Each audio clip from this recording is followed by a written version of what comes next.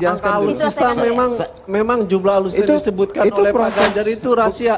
Saya tanya, jumlah alutsista yang disebut Pak Ganjar rahasia nggak? Saudara, itu bukan debat mana-mana. Enggak. Ganjar nanya tentang jumlah alutsista. Bukan bagian itu yang rahasia saya maksud. Kemudian nggak menjawab yang ditanyakan Ganjar rahasia nggak? Ada yang rahasia jumlah angka alutsista. Iya dong. Jumlah angka itu alutsista terkait dengan perencanaan dan postur itu angka alutsista yang dibeli oleh Anda. Nggak mungkin rahasia dong. Itu postur pertahanan kita. Kita nggak mungkin menelanjangi Anda punya pesawat kita. Rahasia nggak? Berapa jumlah kita pesawat nggak mungkin menelanjangi kekuatan kita. Debat tadi malam secara objektif kita harus nilai bahwa Pak Ganjar lebih unggul, disusul Pak Anies, dan terakhir Pak Prabowo. Kami sebagai komunikolog dengan sangat ringan hati menyebutkan bahwa yang terbaik adalah Ganjar. Sebagian besar yang disampaikan oleh Pak Ganjar itu kebohongan. Itu fitnah, sumbernya tidak jelas, bohong dan sebagainya. Apa yang disampaikan Pak Ganjar 100% benar, tidak ada kebohongan. Bahkan Pak Ganjar menyampaikan data yang beliau memperkenankan kalau ada stafnya mohon dibantah nih data. Karena data harus dibantah dengan data. Seharusnya Pak Prabowo menjawab pertanyaan Pak Ganjar seperti Bung Daniel menjawab tadi. Menurut data, tapi kan nggak dijawab. Artinya nggak pegang data dong.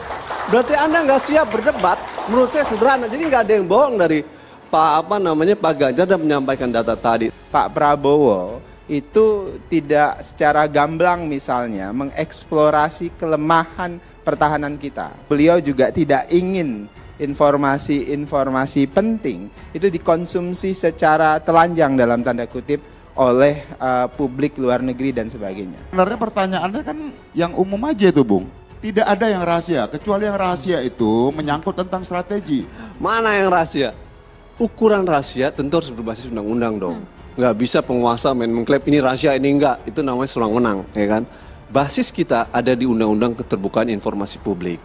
Pasal 17 Undang-Undang Keterbukaan Informasi Publik menyebutkan informasi yang dikecualikan dan bersifat rahasia adalah terkait bidang pertahanan keamanan untuk, saya bacakan nih Mas biar detail, ya kan, informasi tentang strategi, intelijen, operasi, taktik dan teknik yang berkaitan dengan penyelenggaraan pertahanan dan keamanan. Tadi Mas sudah menyebut sebagian. Jadi levelnya di strategi, taktik, operasi. Terkait dengan anggaran yang diungkapkan oleh Pak Ganjar, nggak ada yang rahasia. Pak Prabowo harus menjawab itu. Terkait dengan postur juga sama. Terkait dengan keterlibatan pihak ketiga PT TMI, itu bukan rahasia. Harus dijawab oleh Pak Prabowo apakah benar ada permainan, dugaan permainan pihak ketiga yang menimbulkan ketidaktaatan sektor pertahanan tinggi. Kita pengen tentara kita kuat. Siapa yang pengen tentara? Semua pengen tentara kuat. Profesional modern.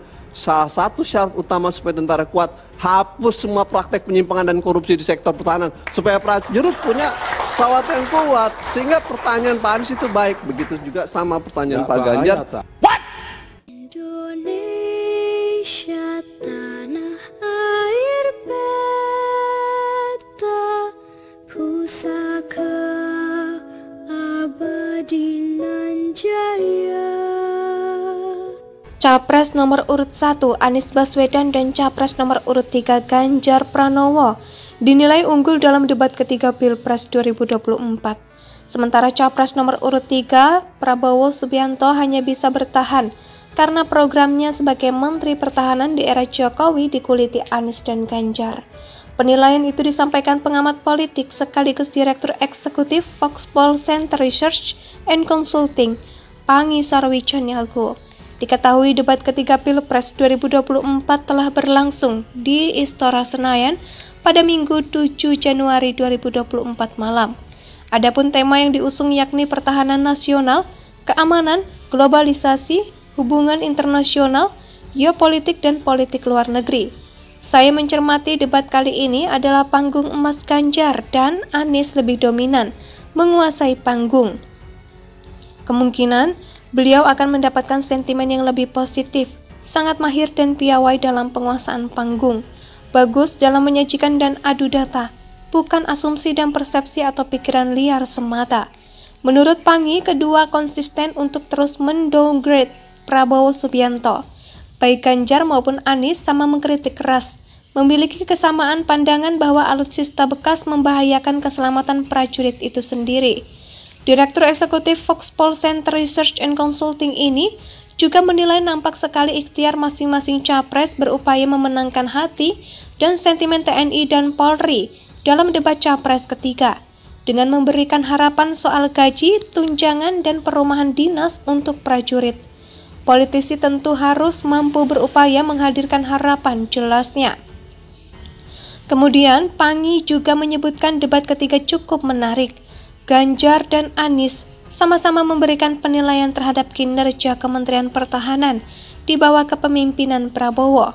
Anies memberikan skor nilai 11 dari 100, sementara Ganjar memberikan skor 5 untuk kinerja Menhan Prabowo berdasarkan fakta dan data yang mereka punya, kata Panggi. Capres nomor urut 1 Anies Baswedan dan Capres nomor urut 3 Ganjar Pranowo dinilai unggul dalam debat ketiga Pilpres 2024. Sementara Capres nomor urut 3 Prabowo Subianto hanya bisa bertahan karena programnya sebagai Menteri Pertahanan di era Jokowi dikuliti Anies dan Ganjar.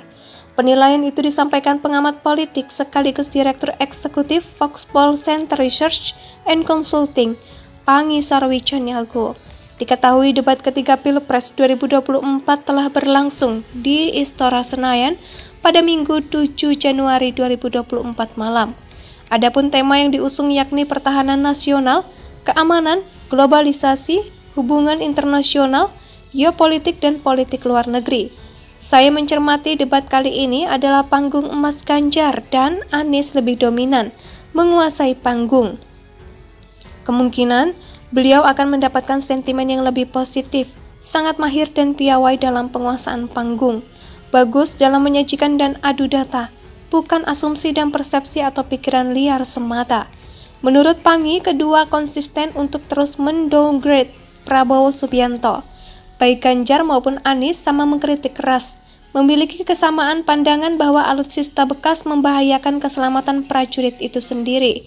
Direktur Eksekutif Foxpol Center Research and Consulting ini juga menilai nampak sekali ikhtiar masing-masing capres berupaya memenangkan hati dan sentimen TNI dan Polri dalam debat capres ketiga, dengan memberikan harapan soal gaji, tunjangan, dan perumahan dinas untuk prajurit.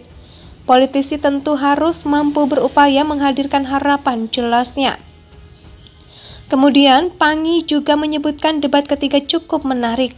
Ganjar dan Anies sama-sama memberikan penilaian terhadap kinerja Kementerian Pertahanan di bawah kepemimpinan Prabowo.